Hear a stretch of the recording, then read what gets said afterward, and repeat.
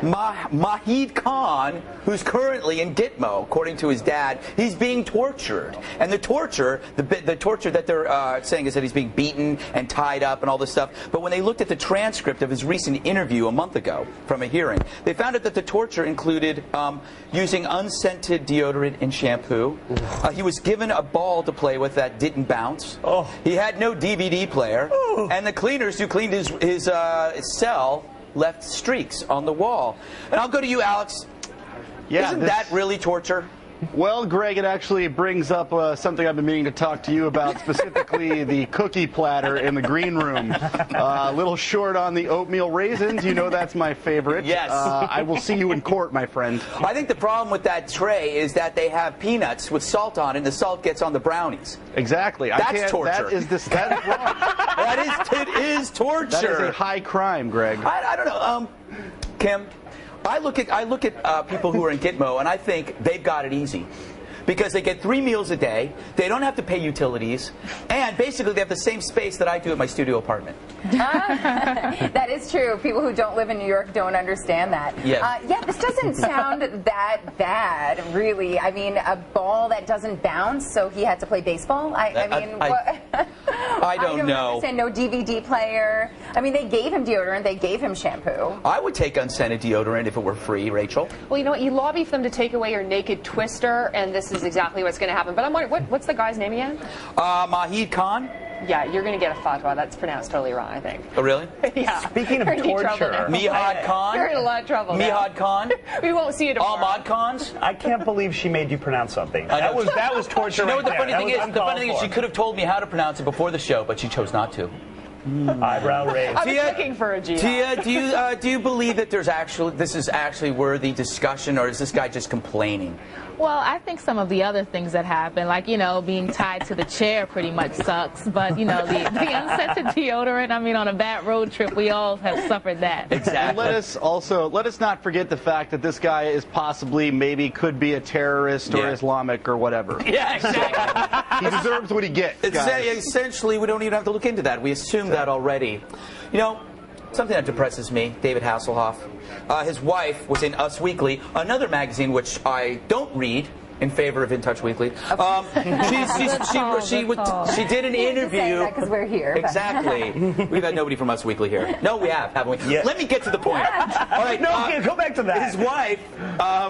In an interview, tells what it's like to be living with David Hasselhoff, who was last seen, on the floor eating a hamburger of a hotel room. It was quite humorous. Anyway, the amazing thing I found from the interview was that the guy has gone to the hospital 13 to 14 times for alcohol poisoning. And Alex, aren't you kind of impressed? A little bit. You know, what all this has really done for me is we've all heard the phrase "don't hassle the Hoff." Yeah. It has a whole new meaning now. That's like what he was saying to his family for 20 years as he was downing bourbon into a blacked out stupor. I look at that picture of him, and the guy is in great shape, and he's still in great shape. Does that mean that booze, drinking to the point of almost dying, is good for you? I think booze is good.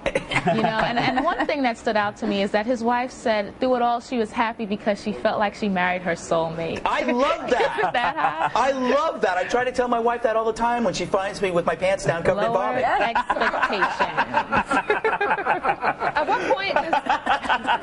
what point does alcoholism cross the threshold into just pickling? Like, you know, you're just trying to preserve yourself. Maybe that's his excuse. He looks pretty good. I have to say, he didn't look that great in that video. I mean, he was sort of at an angle. Did you see those abs? His abs had abs. The lighting. It's definitely the lighting. Maybe it was the lighting. I don't know. I'm a vegetarian to begin with, but that made me never even think of eating a burger again. Yeah.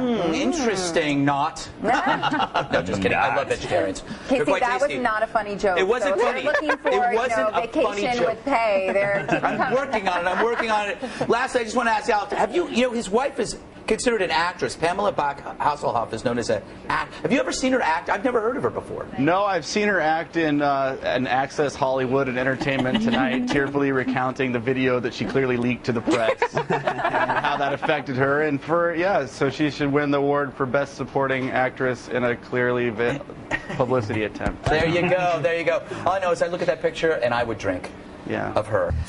3 high-spirited pups born without front legs ended up in a Long Island shelter where they're learning how to walk like people, standing up straight on their hind paws. Carmen, Pablo, and Venus, tiny 4-month-old Chihuahua siblings, have just stumps for front legs. But the big-eared, marble-eyed pups are otherwise healthy and full of life. The pup's condition is likely the result of inbreeding, which can lead to missing limbs, heart defects, wobbly hips, or most tragically, enjoying Celine Dion. I think, you know what, is this going to be the beginning of an army of walking dogs? A new trend. You know, a friend of mine said to me out in LA, because, you know, everyone carries those little chihuahuas anyway in little bags. Like, that's probably just going to be like naturally, they're going to just start losing their evolution. Legs. That's their evolution, because they never walk anyway. Everyone like, carries them anyway. Show that picture again. Show that picture again. They're like adorable snakes. Escort dog. No, a serious note, it is a problem. Like, I'm a big animal welfare activist type of person, and that's what happens when there are these backyard breeders or people that buy pets from pet stores. Well, you know, I'm an actual vegetable activist, and I'm offended by your vegetarianism. All right, I want to move on quickly. Cucumbers getting hurt and carrots. The cucumbers especially. Yeah. No one talks about the cucumbers. I want to talk about this hot trend in Australia, a new kind of coffee. It's the most expensive coffee in the world. It's called Kopi Luwak. Did I pronounce that correctly, Rachel? Yeah, but even if you didn't, it's okay, because I don't think it'll offend anybody. Okay. It's made in Indonesia, this coffee, but this is how it's made. The coffee beans are excreted by native civet cats, making it the rarest, most expensive coffee, $450 a pound. It's called cat poo coffee, and it goes for $50 a cup. Bill, is this something you might drink? Absolutely, Greg. I mean, apparently the stomach ferments it, and it's interesting because, as you know, I go through your feces regularly, and you have the exact same effect on juju beans. They are so much more delicious after they've gone through your digestive canal.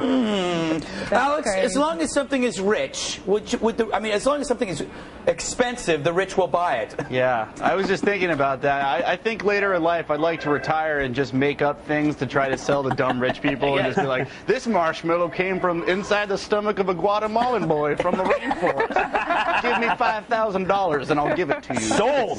Magical. I love that. Crazy. Tia, would you ever drink this coffee?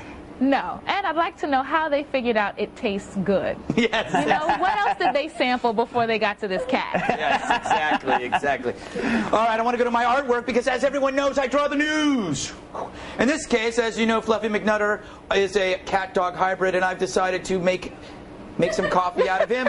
He is pooping, and then I'm fermenting it and filtering it into a cup of coffee. It's called Fluffy Mocha, and it's from Red Eye, and it costs approximately $100 a cup. If you'd like to win this lovely piece of artwork, just name it and send it to redeye@foxnews.com. I will read it. If I like it, I'll sign it and send it to you probably in the next 30 to 40 years. All right, I want to talk quickly about this amazing new scientific discovery.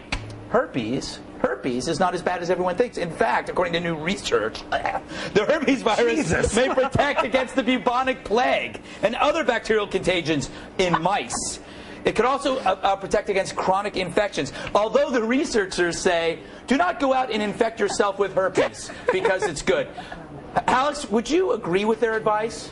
Well, Greg, to me this isn't new news. This is who hasn't used the old herpes is good for you line on a Saturday night. You don't need to use a condom. Baby herpes will help you from the bubonic plague, which you might get in my apartment. See, but the thing is, I mean, when you weigh things, bubonic plague is worse than herpes. So wouldn't it be better to get herpes? I guess so. This is all news to me. I'm impressed. I should have had way more fun in college if herpes is good for you. Yeah, well, this would be a good line in the year 1347. I don't see a big bubonic plague scare these days. Yeah, that's what I was wondering. Is that still around? I thought it didn't even exist. I think it's running rampant. It's the invisible plague. Bubonic plague is the herpes of this era. Well, herpes wasn't too good at stopping the plague the first time, so somehow I doubt it'll have much luck this time around. I think this says more about people, the fact that the scientists had to say, this does not mean you should go out and get herpes. Yeah, that says something about our intelligence, that they have to warn us, don't do that. I don't think we have to go out and get it, because I think we all have it, according to studies. Rachel's right. Some of us shouldn't be advocating suspending people for not being funny. Greg, this is not going to be the beginning of an army of marching dogs. But I can dream, can't I? You can dream. Thousands of marching dogs descending on my apartment. What are we? Carrying me away, dancing. Dancing. Sorry. Hey, that was my dream. I'm not telling you. We can dream it together. I'm not telling you in our anything underpants. anymore. No, I'm not sharing anymore. I have to say, though, learning that inbreeding can lead to enjoying Celine Dion explains a lot. And lastly, Greg, that was your worst drawing of Fluffy McNutter ever. Look at that. That's not even Fluffy McNutt. It's like you just don't care anymore. I just said I had to draw him larger. But look, he's. What do you think of the poop, though? Poop's good. It's the best drawing of poop you've ever done. Thank you. Sure. That's because you traced your own. I traced your own. Yes, it's true. Thank God for Bill. Don't talk about poop without me. That's my thing. To Lee from L.A., it was nice to see your mom on Mother's Day. I was relieved your mom really exists. I always thought the picture of her was a photo of you in drag. You haven't seen those photos, but you will shortly. I look delightful.